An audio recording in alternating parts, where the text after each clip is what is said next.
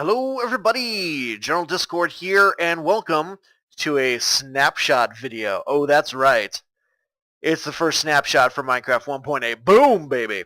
Look down here in the lower left-hand corner.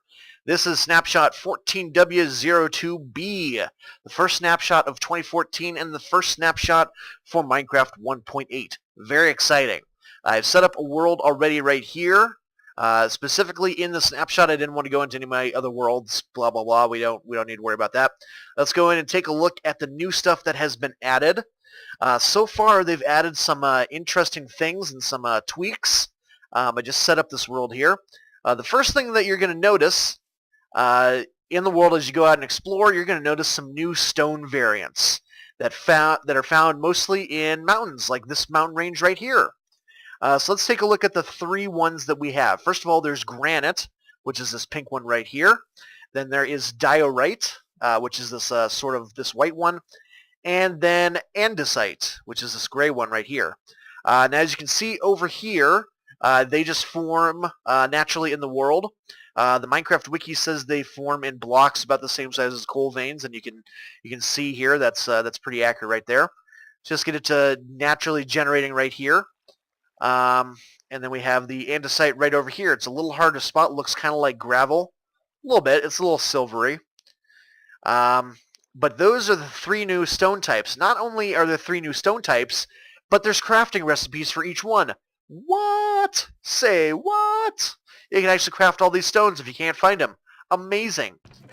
So the granite recipe, let's start down over here actually with the diorite, because this is the lowest.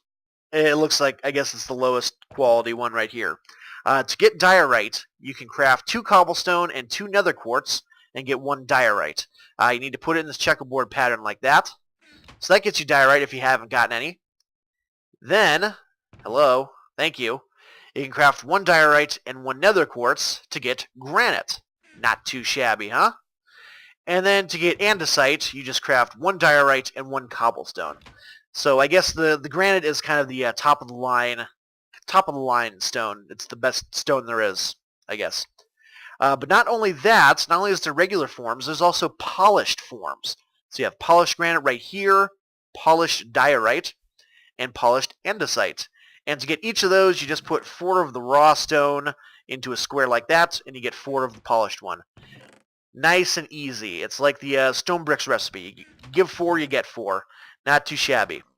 Before I show you the other stuff, let me also show you this, because I think this is a hilarious little bug right now. This is all water from a single source. Right now, water does not go to the original block. It does not seek the nearest drop block, I should say. It just flows all over the place. So if we were to plug this up, all this water goes away eventually. But yeah, that's a bug right now. I assume that's going to be fixed, because, I mean, this is... it's crazy having this water spread all over the place. I saw that and I thought that was just hilarious.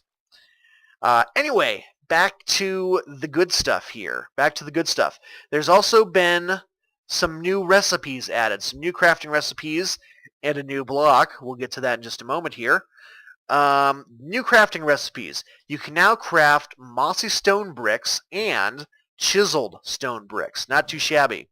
To get mossy stone, all you do is you take a stone brick, you add some vines to it. Makes sense, right? In Minecraft world it does. Look at that. Ta-da! Mossy stone bricks. Beautiful, isn't it? Now to get chiseled stone bricks, which before you could only find in jungle temples, all you gotta do is craft a couple stone brick slabs, and you get chiseled stone bricks. This is now a super easy thing to get. It's not special anymore. Way to go, Mojang.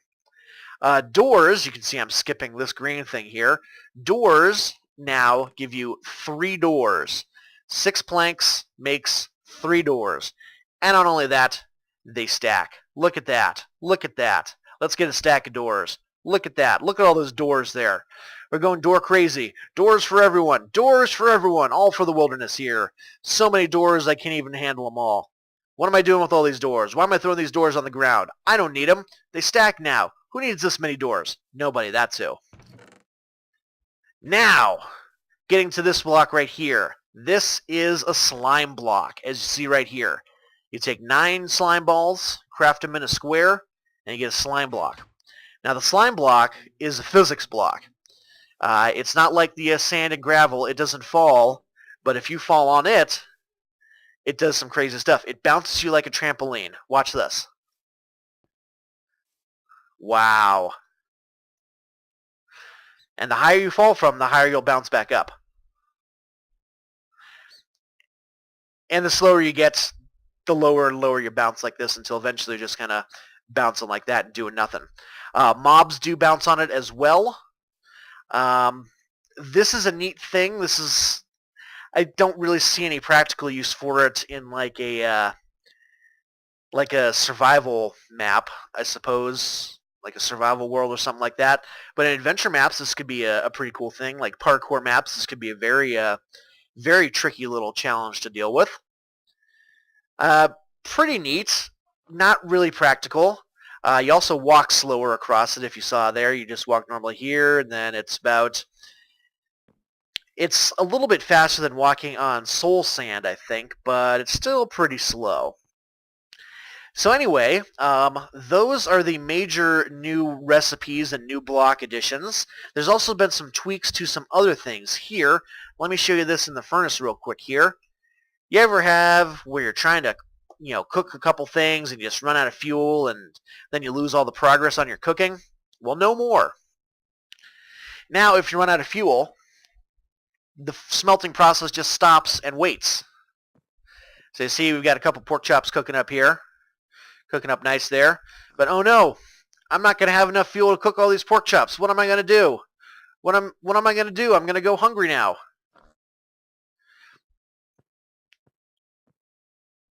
So you see, it's burning away that last sapling.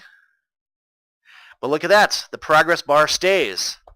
So that is still partially cooked, but it's not finished yet. But you throw another sapling in there, heats back up, finishes cooking, badoom! Badoom, that's an interesting one. Anyway, so the furnace now saves your smelting progress if you run out of fuel, which I think is pretty cool. Next thing, repairs have changed a little bit here. Repairs and naming items. First off, to name an item, let's say a name tag, it's only one level now. That's all it takes, just one level. Only takes you one level. There you go, name tags. Enjoy. Also, to name a tool, now only costs one level. Let's go ahead and name this Diamond Axes. Z makes it extreme. So that's only one level, and repairing starts at 2 to 5 levels depending on the item. However, naming an item no longer affects the price of the repair. Let's say in the past, you could name an item, and if you name that item, it would be cheaper to repair. In the future, not anymore. Now, if you have a super expensive, let's say your Diamond Axes has, Unbreaking 3 and Sharpness 5 and Efficiency 5 and everything like that, it's going to be super expensive to repair, and just the fact that you named it doesn't make it any easier to repair, which is kind of unfortunate. Not a big fan of that myself, but I don't repair a lot of stuff anyway, so that's not going to affect me too much, but it will affect some people out there. Now, here is where we get to something that is interesting and something that could potentially turn people off. They've made a big tweak to enchanting. So look at this right here. Now in your enchanting inventory, you have the slot for a tool, but you also got this slot. Enchanting now requires lapis lazuli. So let's take a look right here. Let's grab our diamond pick. Let's go in here. Oops, I need to be in game mode. Game mode 0. Man, those villagers are really loud. I should have built the enchanting somewhere else. Come on, there we go. All right, so you put this in here. Now you see over here, it gives you one of the levels, or one of the enchantments that's going to be on there. So that one says Unbreaking, Fortune, and Efficiency. But these levels right here, 1, 2, and 3, that's how many pieces of lapis it'll cost. in addition to how many levels. So you have one piece of lapis, and you get 8 levels, then you can get that enchantment on there. You get 2, then you have Fortune 1 and question mark. And if you get 3 and 30 levels, then you have this. So let's take a look at what this gives us. Efficiency 4, Unbreaking 3. Not too shabby. Let's see. XP 10,000. So many levels. Wow. And this is how it works for everything now. So let's take a look here what the sword gives us. We can get Bane of Arthropods. No thank you. Bane of Arthropods. No thank you. And Sharpness 4. Now here's the thing. Sharpness 4 and Breaking 3, not bad. Here's the thing about these enchantments now. Let's say you have your bow right here, and you don't like anything that you see. You see I'm Breaking 3, but you don't know what you can get with that. So you decide to try and do this. Uh-oh. It didn't change. What's going on? So this is another new quote-unquote feature of it. The enchants are now by per player system right here. So your enchants on a particular item are stored until you use that enchant on that item. So until I use this power 2 right here, the level 2 enchant is always going to say power 2.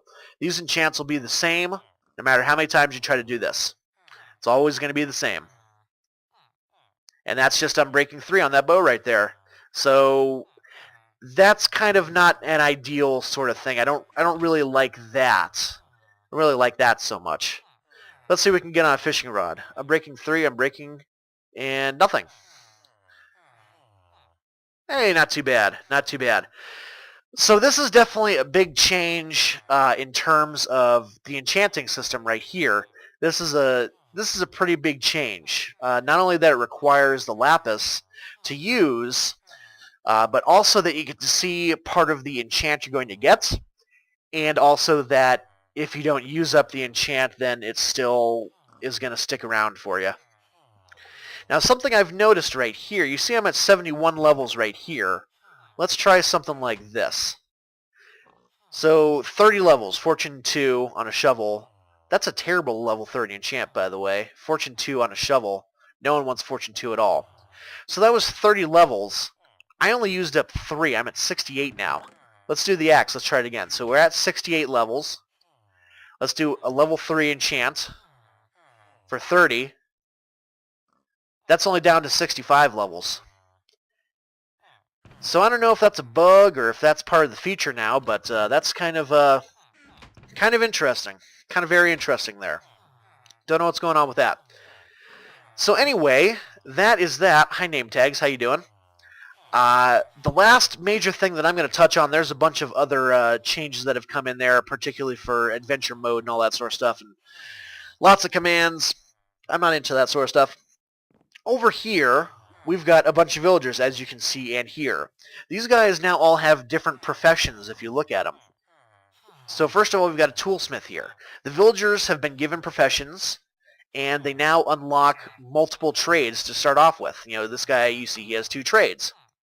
Now we've got an armorer. He makes armor. Toolsmith obviously makes tools. We've got a butcher here. He's pretty standard. There's a cleric. They accept rotten flesh. Finally, a use for rotten flesh. There's a weaponsmith. He makes weapons, obviously. A leather worker is like a butcher. He makes leather. He buys leather, and he makes leather equipment out of it. Then you have a fisherman. He buys string and coal and fish, obviously, as a fisherman would. A fletcher, which is like a bow guy. He buys arrows. He buys string. He sells arrows, and you can also give him, gravel to make flint out of. I don't know why you would, because you just got your fancy new Fortune 2 shovel. Librarian, he now sells enchanted books at an outrageous price. 14 emeralds for Aqua Affinity 1. Dude, I could grind for 3 minutes and get that. No thank you. The farmer, he buys all this sort of stuff right here, and he also buys potatoes and carrots now, which is pretty great. But man, that last trade is a ripoff. Look at that. An emerald for 2 bread? Jeez, man. Then there's the shepherd. He buys wool. He sells shears for a rip-off price. I'm wondering if he's also the guy who, there's one of these villagers who sells colored wool, which I think is pretty cool. And this guy, he's another fisherman. He's not interesting. But I think that's going to do it for this video here. Lots of new stuff being added in here. Time set 0. Let's get it today. Lots of new stuff added in. Still a couple bugs in the works right here. But you can try out the Snapshot for yourself. It's hasn't changed a lot of the gameplay, but it looks like they're going for some more decorative sort of stuff with the different stone types here, which I think is pretty cool. They're making some things a little bit easier and some things a lot more difficult, like the enchanting thing. And then the villagers are a little bit easier. You also get experience from trading with villagers. I forgot to mention that. You also get experience from trading with them, which I guess is a sort of makeup from these guys because they said that it's going to be harder to level up now. Great. Just what we all need, right? But yeah, you can try out the new Snapshot yourself in the Minecraft launcher. All you have to do is go down the left-hand corner and look up where it says Profiles, create a new profile that says Snapshot, and then select the experimental development builds. You have to give it approval to do that. And then load up a new world, or make sure you have backed up your old worlds in case something goes wrong, because this is still experimental, it's still testing, it's still being developed, as you can see here. But yeah, that's going to do it for this episode. Ooh, there's like a creepy little stairway over here. Ooh, spooky. That's going to do it for this episode. Thanks so much for watching, guys. When the next Snapshot comes out, if there's anything big changed, I'll do these. Very excited to have another Snapshot video to show you guys. So if you enjoyed it, please leave a like. Thanks for watching, and I'll see you next time. Bye-bye.